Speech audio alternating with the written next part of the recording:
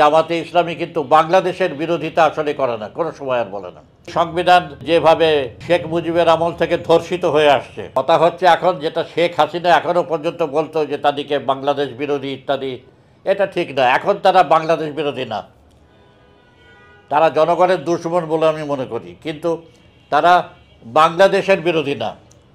শেখ মুজিবের আমলেই শেখ মুজিবই তাদেরকে জেল থেকে বের করে এনে ক্ষমা করে দিয়ে দেশ গড়ার কাছে আহ্বান জানিয়েছিলেন। তারপর থেকে জামাতে ইসলামী কিন্তু বাংলাদেশের বিরোধিতা আসলে করে না, কোনো সময় আর বলে না। তারা এই পাকিস্তানের গৌরব কীর্তন বা ৭১ সালে তারা ঠিক কাজ করেছিল।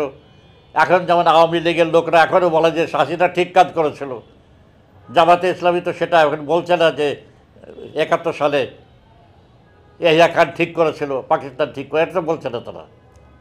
এটা তারা ৭৪ সালেই বাদ দিয়েছে, ৭৫ সালে বলা। তারা এখন আওয়ামী লীগ যেরকম বাংলাদেশে, তারাও সেভাবে বাংলাদেশ। কিন্তু বাংলাদেশি হলেই তো পবিত্র হয়ে যায় না, জনগণের লোক হয়ে যায় না। তার তো প্রমাণ আওয়ামী লীগ নিজেই। কাজেই আওয়ামী লীগ একটা দুশমন, জামাত ইসলামীও একটা দুশমন বাঙালি হিসাবেই। তারা বাঙালি এবং বাঙালিদেরই দুশমন। খালেদা জিয়া তো এখন আর রাজনীতিতে তার কোনো ভূমিকা কিছুই নাই। তার শরীরের যে অবস্থা, অন্য কথা বাদ দিলেও তার যে শারীরিক অবস্থা, তাতে তো তার নড়াচড়ার কোনো ক্ষমতা নাই। একটা ভূমিকা রাখতে গেলে তো করতে হবে, মাঠে ময়দানে যেতে হবে, বক্তৃতা করতে হবে। এখন খালেদা যদি বেরিয়ে গিয়ে যদি কোনো ময়দানে বক্তৃতা করেন, হতে পারে তারপরই হার্ট ফেল করে মারা যাবে। কাজী এই যে তার অবস্থা, এইটাতে তো তিনি অতীতে যা করার করেছেন। জিয়াউর রহমানের নাম বা তার নাম ভাঙিয়ে তার ছেলে এখন দাঁড়িয়েছে, তারেক রহমান। কিন্তু খালেদা জিয়ার নিজের আর কোনো ক্ষমতা নাই, এখন নিজস্ব কোনো ক্ষমতা নাই। তিনি রাজনৈতিকভাবে এখন অপ্রাসঙ্গিক হয়ে গেছেন। আমার নিজের মনে হয় যে এই সংবিধান যেভাবে শেখ মুজিবের আমল থেকে ধর্ষিত হয়ে আসছে, ধর্ষণ করেছে শেখ মুজিব, ধর্ষণ করেছে জিয়াউর রহমান, ধ্বংস করেছে এরশাদ। খালেদা জিয়া অবশ্য সংবিধান নিয়ে কিছু করেননি। তারপরে ধর্ষণ করেছে শেখ হাসিনা। তারপর এর অবস্থা, বেচারি সংবিধানের এমন ধর্ষিত অবস্থা যে এইটাকে আর জোড়াতালি দিয়ে ঠিক হবে না। এবং এই সংবিধানটা রেখেই হাসিনা কিন্তু অনেক অপকর্ম করেছে। যারা কেউ কেউ বলছে যে এই সংবিধানকে রেখে খানিক সংস্কার করা দরকার, এর যে খারাপ যে ধারাগুলো, এগুলো পরিবর্তন করা দরকার। আমার মনে হয় যে এটা পরিবর্তন করে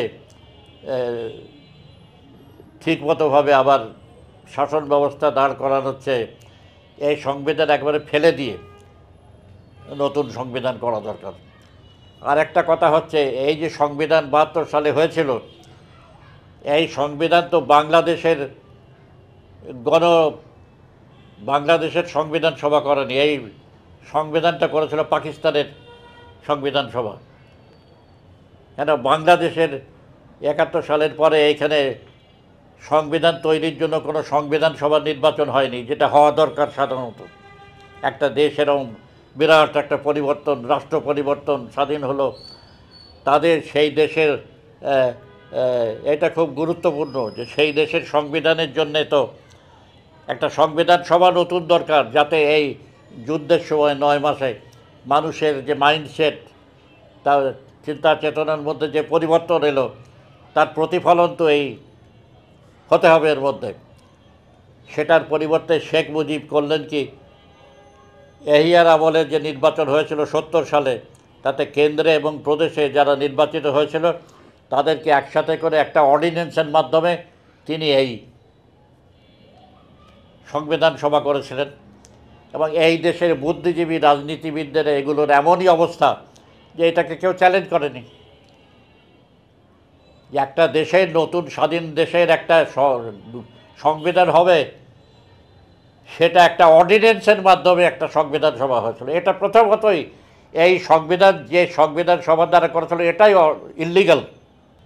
এবং সেই সংবিধানকে নিয়ে, সেই সংবিধান সভাকে নিয়ে শেখ মুজিব আপাত দৃষ্টিতে কতগুলো গণতান্ত্রিক প্রভিশন তো আছে এই সংবিধানের মধ্যে, কিন্তু তিনি এগুলো রেখেছিলেন ইচ্ছা করেই, যে পরে এগুলো তিনি পায়ের নিচে ফেলবেন। এগুলো মারিয়ে যাবেন, শেষ করবেন। তাই তিনি করেছিলেন। যেসব গণতান্ত্রিক ধারা ছিল এটার মধ্যে, সেগুলোকে শেষ করে ৭৪-৭৫ সালে তিনি বাকশাল করলেন। দেশে একটা ফ্যাসিস্ট রেজিম এই এই যে সংবিধানের মধ্যেই ছিল, সেটা দিয়ে হলো। এই কারণেই হচ্ছে যে এই সংবিধানকে যেভাবে ব্যবহার করা হয়েছে অতীতে এবং শেখ হাসিনার সময়, তাতে একে নাড়াচাড়া করা আমার মনে হয় ঠিক না। এটাকে একদম ফেলে দিয়ে নতুন একটা সংবিধান করা দরকার।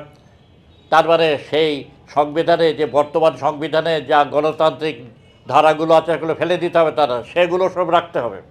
বর্তমান সংবিধানের মধ্যে যেসব গণতান্ত্রিক ধারাগুলো ৭২ সালে ছিল সেগুলো রাখতে হবে, এবং অন্যভাবেও এই সংবিধান এমনভাবে তৈরি করতে হবে যাতে এই সংবিধানকে ব্যবহার করে কোনো ফ্যাসিস্ট শক্তি ভবিষ্যতে দাঁড়াতে না পারে।